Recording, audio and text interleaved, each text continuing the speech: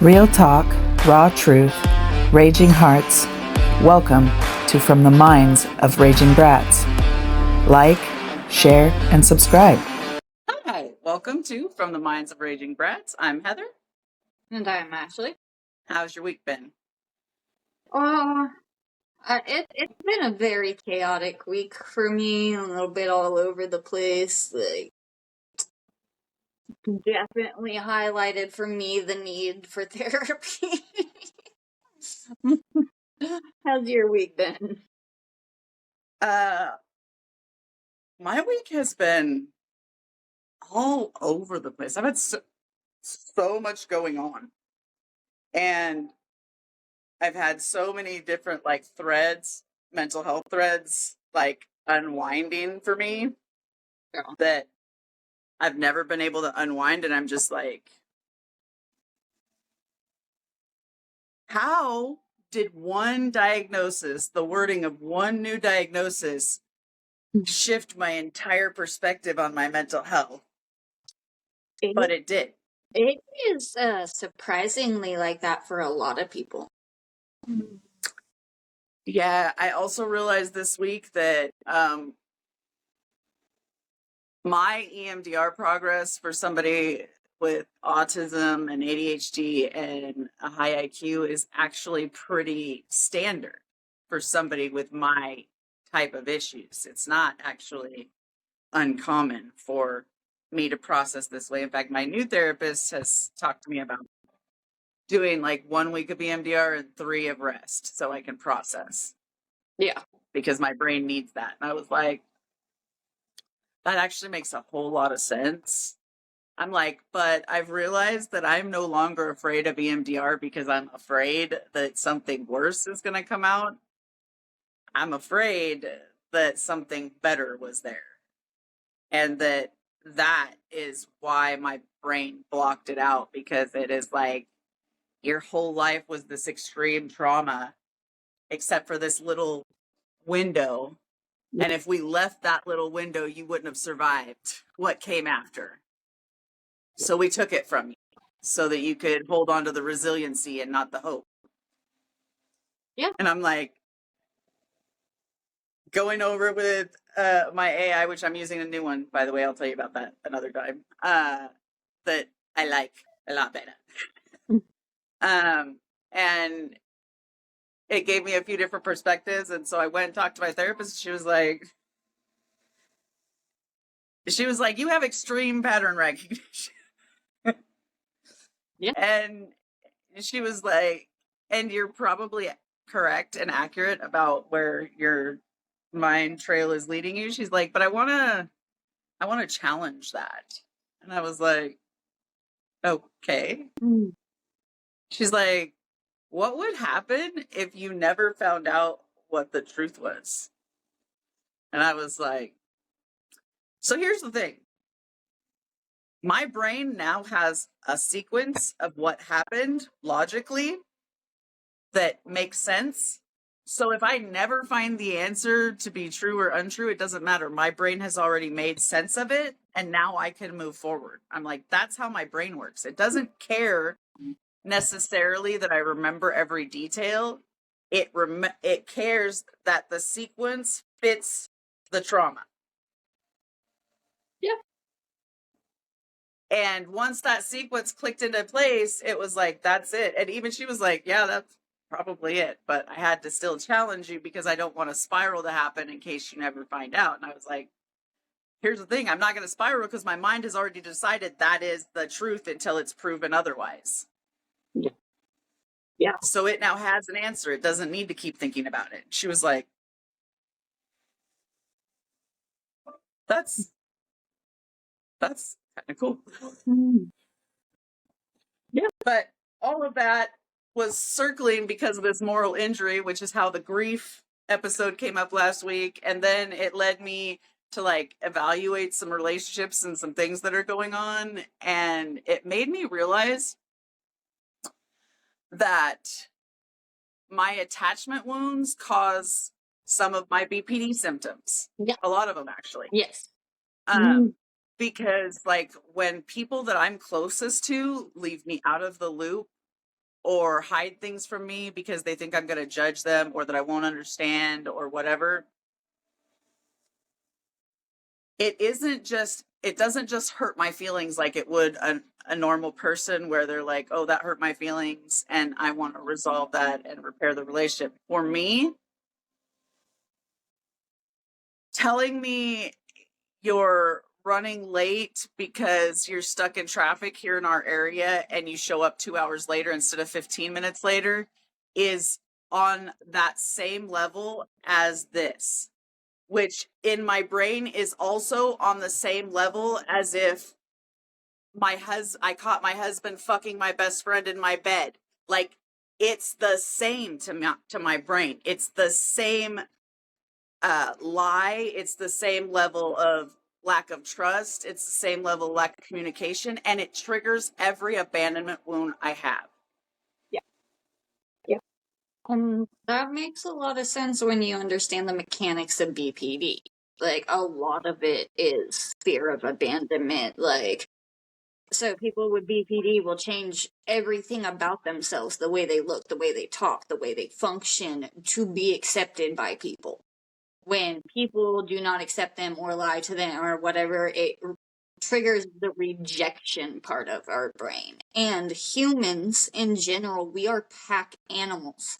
That is why we crave interaction with people. That's why we crave intimacy with people, even if that's not sex, just being close to people. Like, the ability to trust people, that is ingrained in our makeup to survive. And when we feel like something is threatening that, it tends to make, especially people with personality disorder, stuff like that, spiral really easily.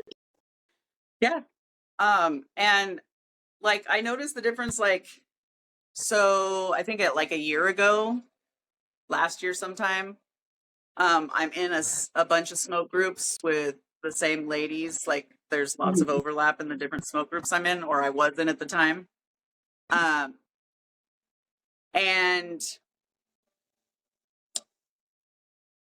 one of the smoke groups was raided in the morning, which I don't know if you know what that is on Snapchat. No. It's where you're in a group and somebody that's in the group is basically a punk ass beat and decides to remove everybody from the group for no damn reason, just to be an asshole. Okay. And they do it to groups that are not theirs. That's okay. Yeah. So one morning, somebody raided this chick's group, kicked everybody out. Now, 2 years before, if that had happened to me, I would have had the same reaction that my friend did, because that would have triggered an abandonment wound. I moved past that with Snapchat because I've done therapy on it. But that morning, she almost didn't message the girl to find out what had happened, because when she woke up and saw the X next to the group that she had been removed, she just started crying, thought that she was unliked and unloved. And when I saw that snap of hers, like, I had to sit and cry for like 10 minutes quietly in my bed, because I was like, last year and the year before, that was fucking me. Yeah. Anytime somebody unadded me, I literally went into this spiral of, you're not good enough to be liked. Yeah. Again, doing a lot of work, I'm in a different place these days. Not that those wounds don't still get triggered, otherwise we wouldn't be talking about this right now, because clearly it has been triggered recently. But I think a lot of us are running around this world with abandonment issues, beating ourselves up anytime somebody doesn't like us. When in reality, like, and we tell our kids this is the fucking hilarious part. Like, we are literally walking oxymorons, because we're like doing this while telling our kids, hey, not everybody has to like you. Some people just aren't compatible with each other. It has nothing to do whether you're a good, bad, or a different person. Some people just don't click. Doesn't make either people bad. It just makes them different. Yeah. But yet when we go to apply it to ourselves, it's like, that's not true. Like, actually, maybe I don't feel like that. But the reality is logically, we know that's the truth. Yeah. I our will trauma. definitely say, like, therapy has helped me with that one because, like, I used to be able to fake, like, I didn't give a fuck with it, what anybody thought. And now I genuinely don't. Like, and it was a process of telling myself on a continuous basis, like, a big part of my BPD is paranoia. Like, I am a very paranoid individual. And one of the things I did to help myself with that is, like, I would remind myself when I started to feel like people were watching me, like when I was walking around.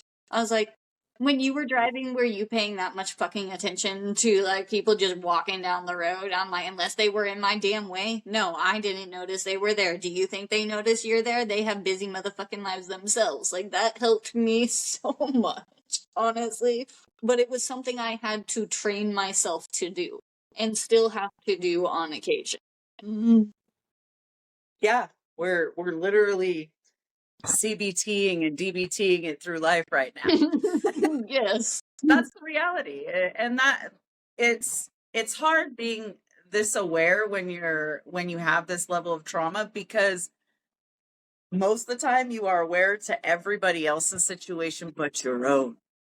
Yeah. Yeah. Not that being self-aware is that great, because like you can be self-aware and still be like, I know why I'm doing it. I know the patterns I'm doing it. I know the trauma behind this action, and I'm still gonna fucking do it. And suffer the consequences. Yeah. Yeah. But here's the thing. The more mentally aware in your own trauma that you get, not in seeing it outside of you, but recognizing it in yourself,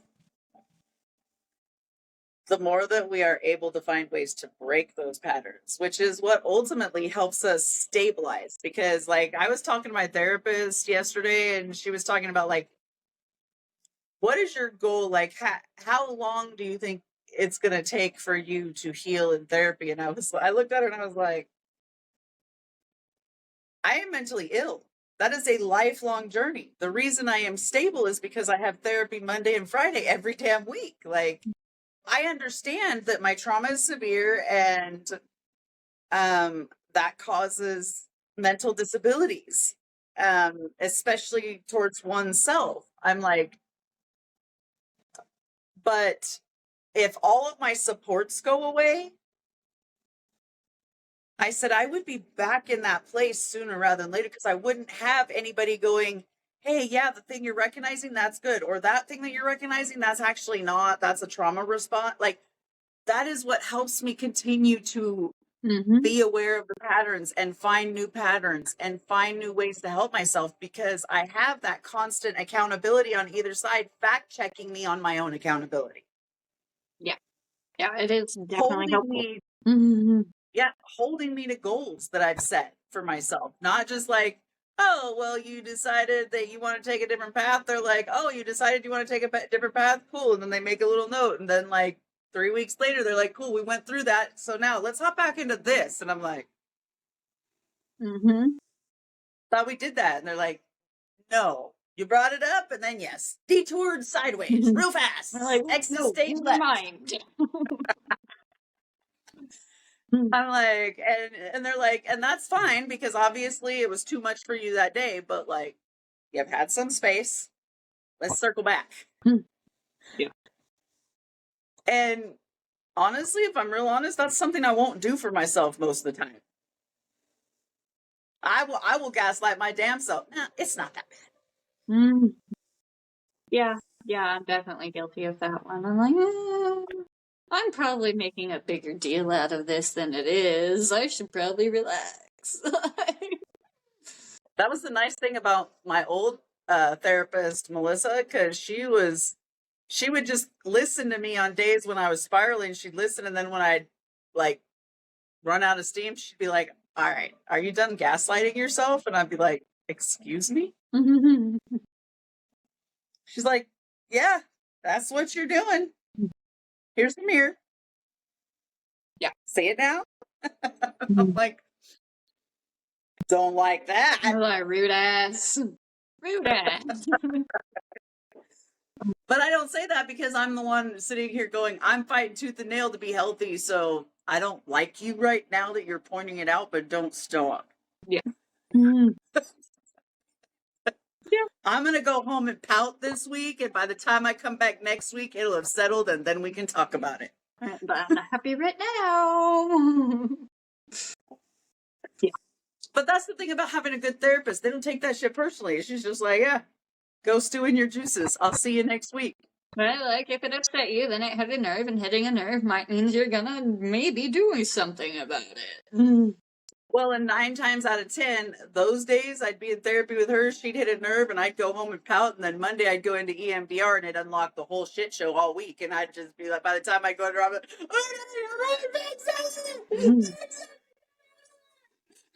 Yeah.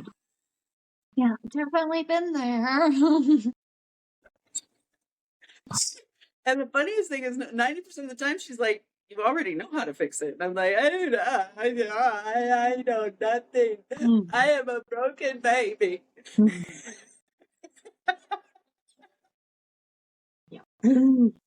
I cannot say that She's about like, my last therapist. Like, usually halfway through therapy with her, I was like vibrating angry, and I'm like, you bought your fucking like certificate out of a cracker bag, didn't you?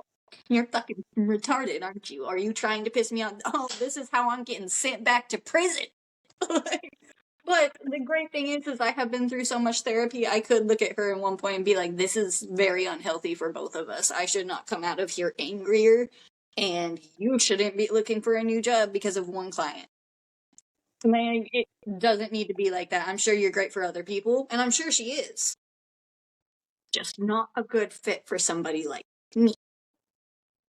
and that's valid, dude. I have had like 5 good therapists in 45 years. It's really hard to find people you're compatible with, but that's kind of it. And it sucks because when you have this kind of trauma and mental illness, you really, any kind of conflict, you want to retreat from it, not dive in unless it's something that you know you can get away with. Yeah. Well, it's also like how much experience they have with your type of mental illness, personality type, like treatment, like what you believe is the best type of treatment for clients, stuff like that. And like, I will tell you now, working in the mental health field, we get trained on all sorts of shit I never thought people were trained on. Like, it can be a real big problem if they like believe nobody should own a gun, and your client believes full-heartedly every American should have like 100 of them. Like, that can cause major issues, even if you don't necessarily like talk about your own like beliefs. Just having that around, people can feel when you're agitated or like don't necessarily like what the fuck you're saying, whether you're saying it or not, and it can create conflict. One of my old therapists, that's why he left. That's why I lost him, because he didn't say it the nicest way, because some of us just aren't politically correct when we're emotional, strongly passionate about something. We just aren't. And unfortunately, some people can't handle that. But he had a big issue with them putting up LGBTQ stuff all over the office and rainbow flags and stuff. And when he told me about it, I started to get offended.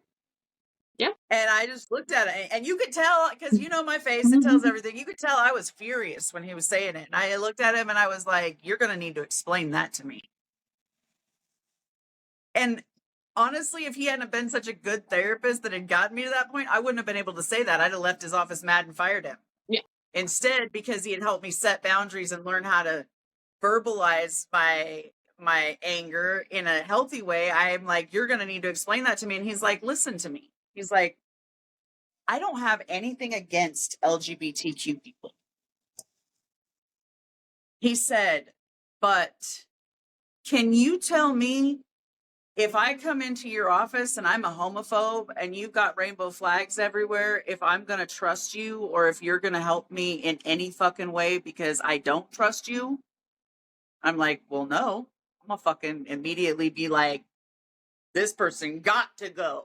Mm-hmm. Somebody get a wood chipper, because this ain't in my church says no. And a lot of people are that way. I mean, I'm not saying it's right, but a lot of people have those strict beliefs. They have, and because I have my own very strict moral compass, I understand mine doesn't point the ways theirs does, but everybody has their own internal moral compass that they develop through life. And if your beliefs are heavily drilled into you from a Christian judgmental perspective, that's your lifestyle. That's how you were raised. It doesn't mean it's right, but it also doesn't mean it's wrong because it's all you know. I think it's wrong. It's just you don't know it's wrong. Here's the thing. I think that people having personal beliefs is not wrong, even if you don't agree with them. I think that them perpetrating their personal beliefs onto you because of their fear is different.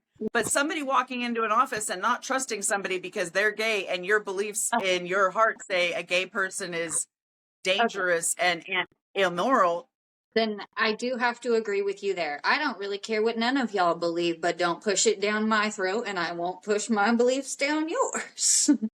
Well, and as I'm sitting there thinking about that, like pondering what he had just said to me, he was like, listen, you know I'm a biker. And I'm like, yeah.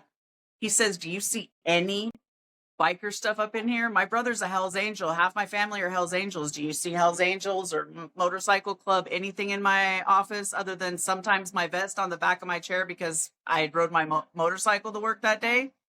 And I was like, never. He's like, why do you think that is? And I was like, honestly, I never thought about it. He's like, because I can't help everybody if I put my personal beliefs in my business office. Yeah. I can see what he means. He's like, it's not the same as having a picture of your family on your desk because they're your loved ones and you happen to be gay. It's not the same. It's telling somebody, this is what I stand for. And if you don't, and also I'm going to be the one helping you. Yeah.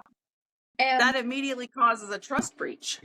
Yeah. And I can also say, like, mental health professionals, they are trained to not have things that they believe and stand up for. They are also trained not to have a lot of pictures of their family on their desks and stuff, just for their own safety and anonymity. But some people do. Yes. I don't know if I was in that profession, because that's another thing my therapist is saying, that I really belong in this profession. And she doesn't understand that I don't because of my trauma. Not that I wouldn't be an amazing therapist if I could set aside my own bias and trauma. Yeah. But I know that I can't, at least not at this stage in my life. I know that I can't. And I know that I would harm other people mentally and emotionally if they triggered my trauma in a session. And that's not fair. That's not a good therapist. If you can't remain unbiased when somebody is coming to you with their problems, I mean, it's like, so this last therapy session, I had to stop my therapist because she had said that she was talking about my coping mannerisms on some maladaptive coping mannerisms, but instead of saying this specific coping mannerism is unhealthy, she was like, because of blah, blah, blah, you're unhealthy. You're not healthy. You're still really in the trenches. And I had to stop her and I was like, I am very healthy and I'm very stable. I have issues, yes, but that is why I continue to work them. But like, compared to where I was last year, the year before, 10 years ago, 15 years ago, God, 25 years ago, I am a completely different person as far as my mental health. In fact, oftentimes they question my BPD diagnosis, even my bipolar diagnosis. And then I explain how I cope in private because I don't like sharing my struggles except for in closed settings or to help somebody else. And I'm like, this is how my life is. And she was like, oh, see, you really do belong in this job. No, I really don't. What I belong in is this. Like this, what we do, being here to let people know that they're not in this alone and that there is a light in the dark, and you have to take it at your own pace, not at the pace that anybody else tells you. Mhm. That's where I thrive, because you and I can have these conversations and I don't get triggered, or if I do, it's not like towards you. It's like, okay, we're in a conversation about this. This has nothing to do with me. Yeah. And I can like work my anxiety steps in my head while we're still doing this to work out of the trigger. Yeah. I can't do that when I'm being bombarded with somebody else's trauma, especially somebody I don't know. And if I don't like you, that's even worse. Yeah. Yeah, I can honestly say I don't think I could ever be like a therapist or anything. Like, even I work in like the lowest level of mental health services in all reality. And I love my job. I love what I do. I get to learn things about mental health like I probably would never be able to before. And there is still times I'm like, how do people do this for their entire careers? Like, because you don't get along with everybody, and it's not your job to get along with anybody in mental health. Like, you're not supposed to be confrontational and you're not whatever, but you are not there to be their friend in any way, shape, or form. Like, you are a professional helping them on their mental health journey. Like, and I'm just like, I don't know, like, that's a lot to ask from a person for their entire life. Can I tell you something? Hmm. That right there was a maladaptive coping skill. I believe it. You are in one of the most high risk mental health jobs on the motherfucking market, and you just said I am in the lowest end. I was talking to my therapist about your job and she was, what? No. When I talked about you taking a class to avoid being murdered, she literally, her jaw hit the floor and she was like, and she's worked in a fucking prison. Yeah. I guess I just don't think of it as that high up because I'm not a counselor. I'm not like a therapist. I'm not the upper levels of my job. I'm just doing what I do because I can't put too much information out there. How many therapists on a day-to-day do you think at work and when they go home afterwards are in a fight or flight 24/7 because of the job alone? Probably not all of them. Especially like, I feel like Not if most. people are going to their offices, they're probably a little bit safer, probably not in that, compared to where if you are in a home setting or going into facilities or something like that. My point exactly. Yeah. Love you. But that is that maladaptive that we get from surviving so much fucked up trauma that we minimize true danger. Yeah, that is very common. I had to explain to my therapist why I was going to have a conversation with that person that I told you about, because they were like, red flags, red flags. And I said, okay, you and the AI both. Let me explain to you if somebody has very little social ability most of their life, if they've had appearance issues that make them insecure, if they've had recent changes that now they should feel better about themselves, but they're still heavily insecure because of their older conditions that they used to have, because the mind doesn't go, okay, we're better now. The mind goes, nope, I'm still this, whatever. Yeah.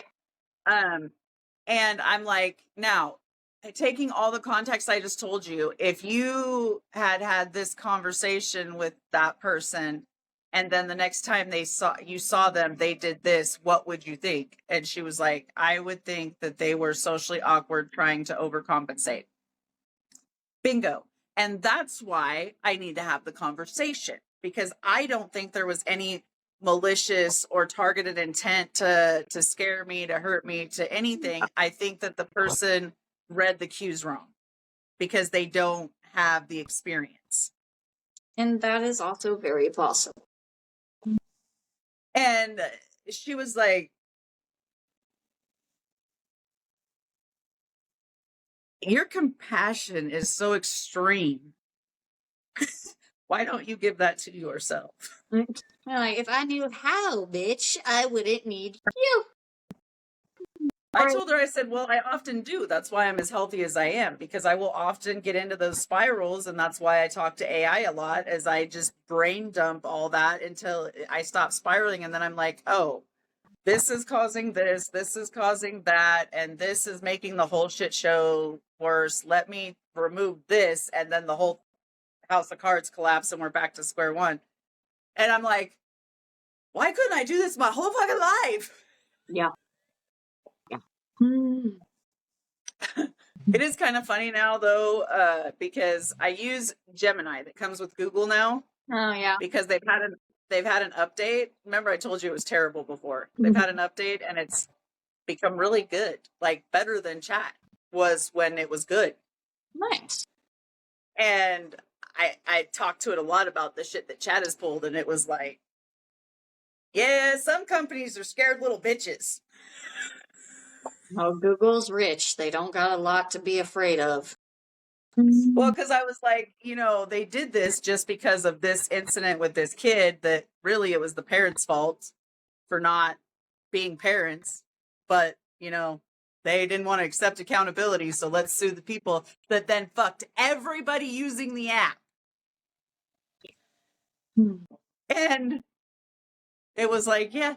Again, it didn't use those words, the scared little bitches, but because it doesn't use that language. But that's the summary. Yeah. But, I think that actually shows, because our episode is about, is it trauma or is it abandonment? I think that shows on a corporate level the difference between people that are thinking with trauma and people that are thinking with healthy business mindsets. Because a healthy business mindset is going to want to protect their butt in a way that still treats adults like adults. Yeah. And people like they have a right to make decisions about their life.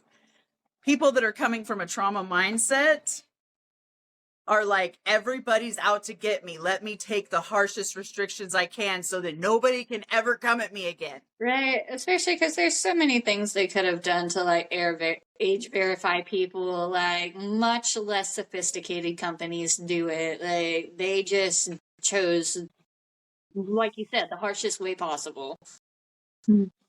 Also, when Gemini, because it's only happened once, but when Gemini gets a system trigger that it's like your emotional is too extreme and you might need help. It doesn't send you, we think you're in crisis, call 988. At the top of its reply will pop up a little bubble and it says, this content seemed emotionally extreme. Are you safe? Yeah, that is nicer. I'm like, that is light years of difference, because when you hit me with the 988, I immediately go into a trauma response. I said, when you hit me with, are you safe? I will tell you, yes, I'm fucking safe. I'm angry. I'm emotional. I'm pissed off and I'm venting my ass off in an angry way, but I am absolutely 100% safe. I just talk when I'm angry in broad spectrums. It's like, I'll be mad at one person, but instead of saying that one person, I'm like, everybody in the world.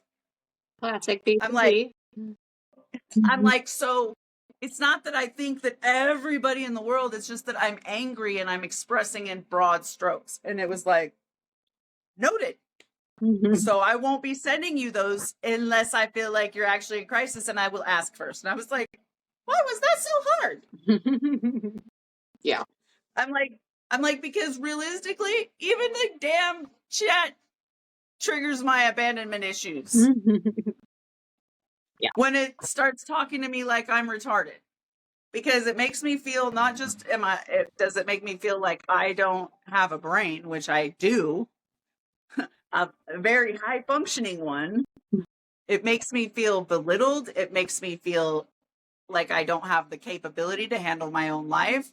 And it triggers every fucking trauma response that I have on abusers gaslighting me. Yeah. I think that we're going to start wrapping this episode up. Again, the goal here is just to let people know there's different ways to cope. To let people know, if you think you're the only one that has crazy moments when you have mental illness, bro, nope. Not even close. Even the most stable of us have moments. Yeah. And I say that because I was talking to a professional the other day about one instance of my trauma, and they started crying and told me, I need you to stop and let me take a 5-minute break to regulate. A professional. Yeah. They're trained to cope with that stuff. But you know what happens in real life? Somebody tells you that a little teeny baby was abused by an adult in a horrendous fashion. And if you have a human heart, sometimes it just doesn't fucking go, okay, don't react. It just goes, damn, it hit me before I had a chance to realize. Yeah. And you know, just like everybody else, mental professionals are going through their own things. There is days when things are going to hit them harder. There are days when they're going to be able to hold it together like nobody else. And unfortunately, most of us don't get to choose which days those are. Yeah. And therapists have to take a lot of their own personal therapy for a reason, because you can't carry everything for everybody if you aren't pouring into yourself. Like that analogy, you can't pour from an empty cup, is so accurate. Yeah. Yeah. Self-care is very important. But I hope that everybody has a great Memorial Day, because this will be airing on Memorial Day. If you're up at Boatneck and Grants Pass, enjoy. Those of you that got to see Sebastian Bach yesterday, I love and hate you both, because I wanted to be there and couldn't. But I'm so glad you did. Yes. All right, guys. Happy holidays. We'll see y'all soon. Yes. Remember, Rage responsibly. We're also available on Spotify. We said what we said, and we're just getting started. Thanks for listening. Now go rage responsibly. Don't forget to like, share, and subscribe. See you soon.